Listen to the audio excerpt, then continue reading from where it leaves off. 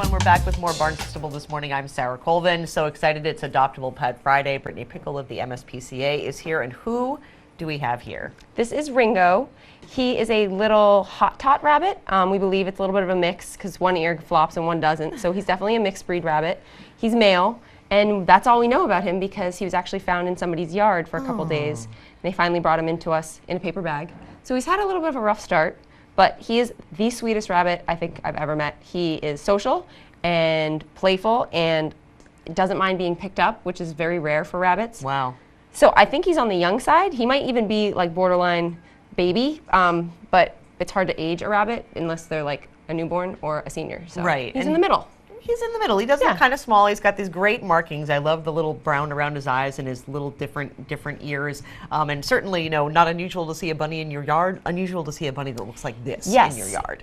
People are often asking how they can tell if a rabbit's supposed to be outside, if they can leave it out. And it's really, if it's white or black, those are not, in this area, those are not wild rabbits. Wild rabbits are more that speckling of brown and gray that look like they blend in besides having their little cottontail. This is the kind of rabbit that would be seen by a predator really easily, which is an indication that he should not be outside. Definitely. Don't want any predators to get away. So you said his name is Ringo? His name is Ringo. Love yes. that. My favorite beetle. That's awesome then. So cute. So if people want to check out Ringo and maybe take him home, what do they need to do? Just come into the shelter. He is one of those excellent first-time rabbit owner type rabbits. We just need a picture of whatever kind of pen or cage you plan on keeping him in. Just remember he needs lots of out of the cage time. Absolutely, but not so much out of the cage time that he tries to escape again. Yeah, no, we don't want that. Now, can you obviously it's getting colder out, but can you let your rabbits outside during the warmer months? We have a lot of people. I have a friend of mine that actually taught her rabbit to be harness trained. She's kind of like a cat. We want them indoors primarily for safety and health reasons, but everything can be trained for a rabbit or a cat with the right tools and just short periods of time. You don't want to leave them outside ever unattended, but yeah, rabbits can be outside in pens or on harnesses. Wonderful. Well, he is super cute. I'm sure he will go home soon. Yeah. I hear our next guest waiting for us. I hear these cute little meows. He's chatting a lot up over here. This is Pierre. Pierre. You can't get any cuter than these names. So Ringo the rabbit, Pierre. Oh. Centerville's going to go crazy. Here is an orange cat. This is Pierre. Look at his tail. He has a little short tail. It's probably just something that happened at birth. It's a little crooked too. That's normal to happen. He came in with his brother Philippe, who was a little buff boy. He's probably about 3 months old. And Pierre actually did get adopted and then returned the next day because they claimed they didn't notice he had half a tail. Oh. Which we want everyone that takes home an animal to know that no matter what, they're going to keep it and go through needing any kind of behavior help, any kind of medical help. They're going to be able to handle that. And definitely having a short tail, we would like you to just... Right.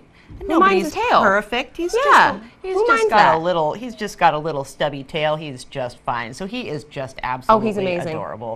And he's got a little face. He kind of looks like a lion. Yeah, he's got big ears and a pointed face. So he might have some kind of Oriental in him. He's very talkative as well. But he's definitely a little orange tabby cat who could go to any home. I think he'd be good with dogs, cats, kids, or even just someone who lives by themselves, as long as they have a lot of toys and time to entertain him. Absolutely. Looks like he's going to grow up to be a pretty big boy. He's got big features on a small body, so yeah, I do kind of think he's going to be one of those big orange tabbies that everybody's always wanting. Sure. Very curious. He's looking around our studio. He's ready to play. He just looks like so much fun. I'm sure that he will go home as well. So if people want to come and take care of Pierre, they actually can meet him at the shelter, or tomorrow we're having an event. It's called the Flash Cat event at Agway and Dennis. We're going to be featuring some of our adoptable kittens, maybe some other types of animals, but it's a cat-focused event where people can come and maybe make a donation, but just otherwise kind of play with our little kittens that we have available, because we still have a lot of kittens, as people might not know right now.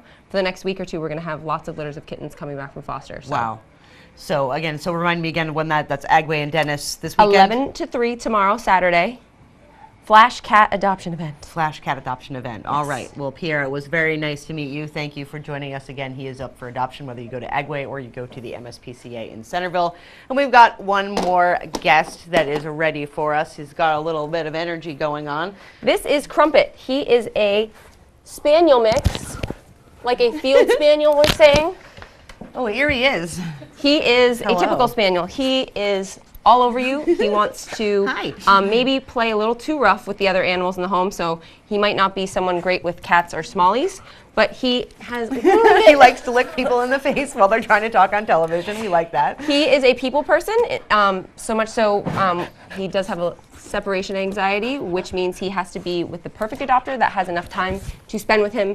There's a certain training technique for how you kind of get an animal used to having time alone, and it does take a lot of time. So he needs someone that's going to be with him 24/7 for at least a couple of weeks to a couple of months, and they are going to have the training and have the ability to maybe work from home. Maybe if you're retired, or if you have a large family, so that there's not ever someone that's not in the house with him. Right. So probably a one-dog household is good for him. He may do well with other dogs, but we always do introductions at the shelter to make sure that they are, the right match. Wonderful. So what is his story? Where did he come from? He had an owner that wasn't having such a good time in life. They gave him up on Craigslist, and the next person that took him in did not know of his separation anxiety, so they only had him for a short time before bringing him to us. Because it is a lot to handle, and it does require a lot of work. So now we're going to find him the right home that has the time and energy for him. Absolutely. So Crumpet, again, is ready for adoption at the MSPCA. Brittany, I thank you so much for joining us today. Thank you for having us.